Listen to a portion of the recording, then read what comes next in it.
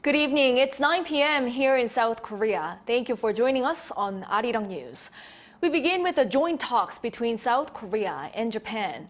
As a follow-up to the Yoon-Kishida summit last month, the two countries today held a dialogue involving Director General level diplomatic and defense officials. It was the first such meeting in 5 years. The two sides agreed to further enhance their security cooperation amid escalating nuclear and missile threats from North Korea. Our foreign affairs correspondent Bae Eun-ji leads our coverage tonight. Last month, South Korea's President Yoon and Japan's Prime Minister Fumio Kishida agreed to resume various consultation channels during their summit in Tokyo. 외교 경제 당국 간 전략 대화를 비롯해서 양국의 공동 이익을 논의하는 정부 간 협의체들을 조속히 복원할 것이며 As a follow-up, Director General level officials from the two countries' foreign affairs and defense ministries held talks in Seoul on Monday morning, for the first time in 5 years.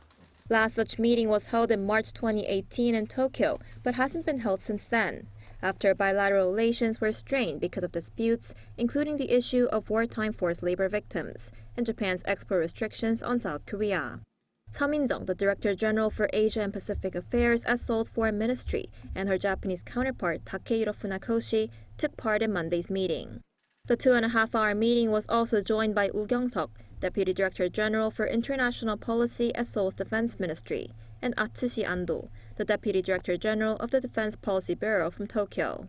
Seoul's Foreign Ministry said the officials shared information on the security situation in Northeast Asia, including North Korea's nuclear threat, and said the two sides agreed to improve security cooperation in a future-oriented way. It also said they had an in-depth discussion on the current status of cooperation between Seoul and Tokyo, as well as trilateral cooperation with Washington.